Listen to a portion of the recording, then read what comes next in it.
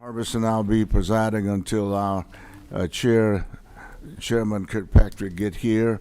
And we'll start I think we got one presenter today, and that is going to be Chairman Clark. And we're going to start off right now and go down the line and let him present these great bills. I know they're all great because you brought them to us. So. Thank you. Let me get over here. And the first one is House Bill 884, Professions and Businesses Expedited License for our military spouses. That's correct. And the LC number that I have is LC 3652222S. Yes, that's the one. Yes, All go right, ahead. so this goes on, and you should have something in your desk that came straight from the, Yes, we have I it. think the Secretary of Defense had put this out about the needing for what we're doing today. So a couple years ago, we had actually started with Representative Al Williams trying to grant some reciprocity for military spouses with a professional license. And so he got the ball rolling with that a couple of years ago. I took it a step further and did like if everything's similar, and y'all worked with us too on that, and from the state that they had a license and they come here, as long as there's not like some state-specific test that they would need to take on all the laws in our state, that there would be some reciprocity.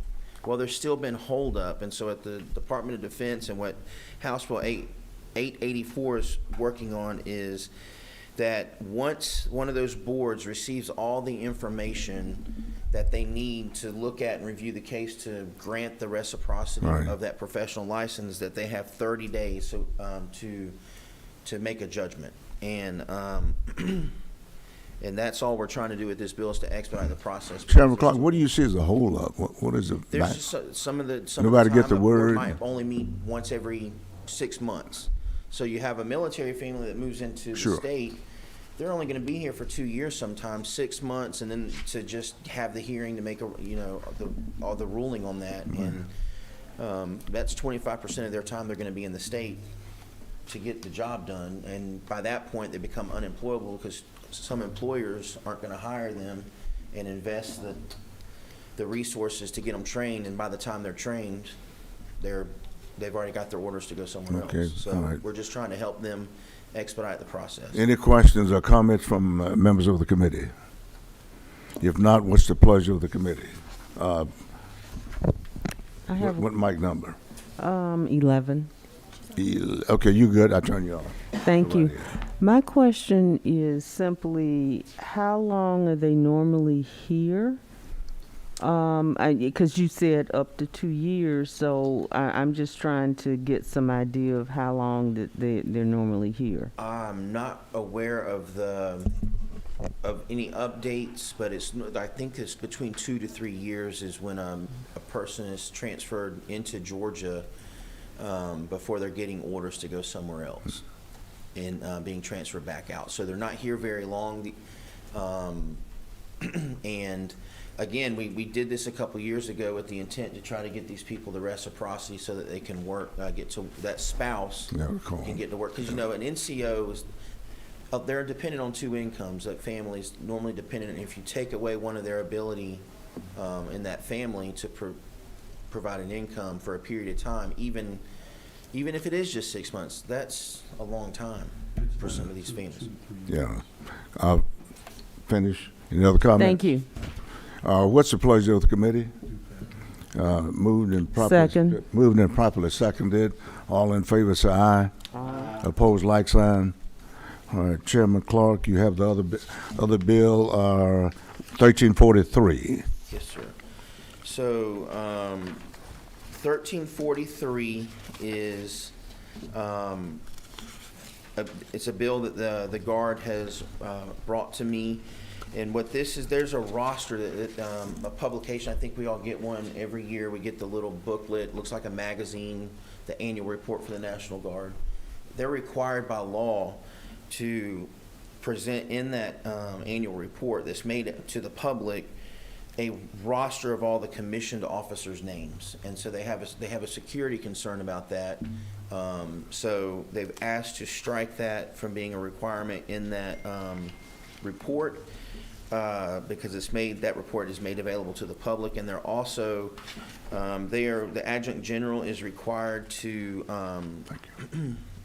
print and provide all the guardsmen every year annually all the laws of the state regarding the militia, militia being what the official title is for the Guard and the Governor's Defense Force. But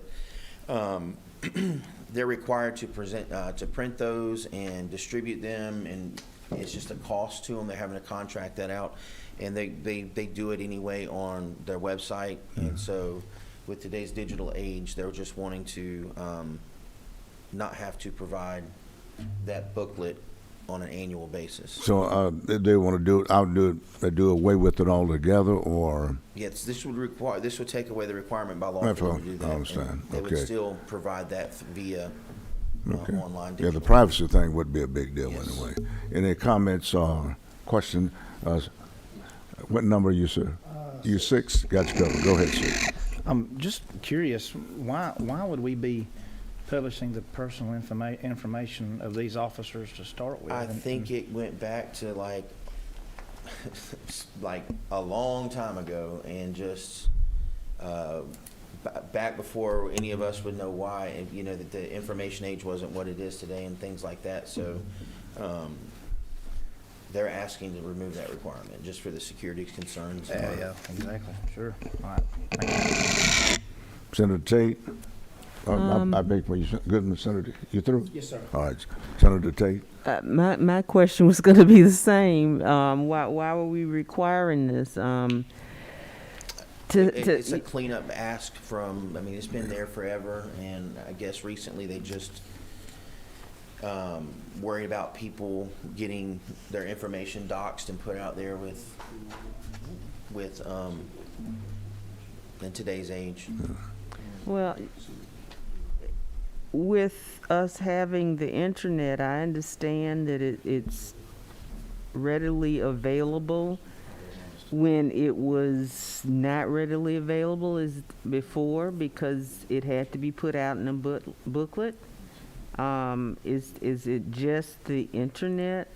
No, it's just taking the requirement of just listing those names in that annual report that they have to provide to us and the governor. Are they going to still provide the booklet? Or Well, they still do provide the but booklet. they're doing it online, is what we're saying. They have it No? online, but they also have. No, you're talking about the other part. Sorry, I thought you were just talking about the names of the commissioned officers. The second part of the bill is on the back page, on page 2, 16 and 17, is different than that annual report. That's another thing that they have to print and provide to their service members on an annual basis, a list of all the laws concerning the militia.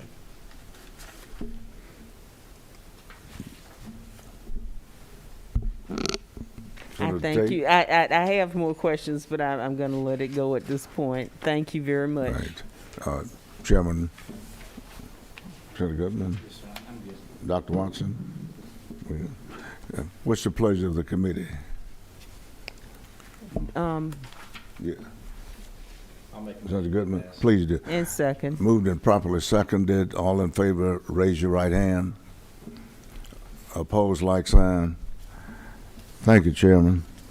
We can go to 1344 now. And this might be the most simple of all of them. Don't say it. Don't say a simple bill. Uh-oh, we're going to make it In difficult. Don't in say the that. employment section of code, where it deals with the state discriminatory practices, all we're doing with this bill is we're removing the word wife and updating it to be spouse. So if a military spouse cannot be discriminated against from employment by a state agency. Okay, just housekeeping bill. Yes. All right. Any questions, comments? Do pass. Motion and, I have a question. all right, Senator Tate. Why would we have a problem with, I know we're updating, but we're going from wife to spouse, and what was the concern about Well, you know. It was too specific? Was it too specific? Well, I would think so. I mean, you got a service, a female serving who's got a husband. Technically, Right. they could not hire somebody just solely based on them being a husband of a guardsman. A state agency could say, no, you're the husband. So we're just updating Yeah. the code to capture. It may be the wife that's deployed and the husband is the spouse. And not that's what I'm active duty. thinking. That's what- And it could be, in this day and time, it could be a spouse and a spouse. It didn't even have to be a That would cover husband. that as well. Yes, Yeah. ma'am. Any other comments or input on this simple bill? If not, what's the pleasure of the committee? Second. Moved and properly seconded. All in favor, say aye. Aye. Raise your hand. Opposed, like sign. You didn't raise your hand, Chairman. It's over. Thank you, Chairman Clark. Appreciate it. I think it's over, unless you got some more. You did 3 bills? I did 3 bills. Absolutely. That was it. We got it done. Thank you, Chairman. You help me out with that bill over there. Oh, okay. I had to go to your rules committee. Sure, I'll shoot it to you.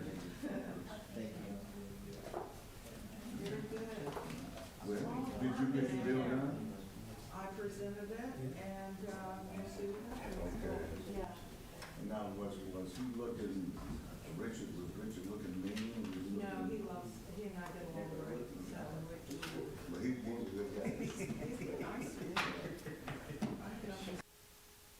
Mr. Chairman, we just did 3, wait. 3 bills on dealing with veterans, and we had no comment from a veteran. He grunted Oh, one time. he grunted one time. I'm like, okay, I need to know that he's okay with it. Let me know he was in the house. Okay.